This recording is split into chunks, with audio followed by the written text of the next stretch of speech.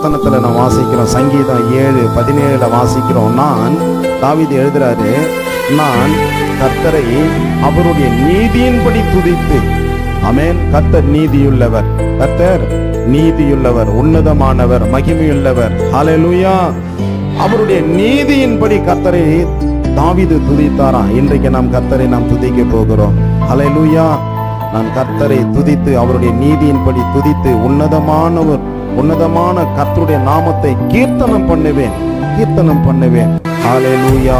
நம் கர்த்தரை நோக்கி பார்ப்போமா? நம்ம எல்லாம் கண்களை மூடி கர்த்தரை நாம் விசுவாசத்துல தரிசிப்போமா? கர்த்தருடைய முகத்தை நோக்கி பார்ப்போமா? ஹல்லேலூயா, ஹல்லேலூயா, ஹல்லேலூயா, ஹல்லேலூயா. ஆவியானவரே, உம்மை ஸ்தோத்திரிக்கிறோம். மகத்துவம் உள்ளவரே, மகிமை உள்ளவரே.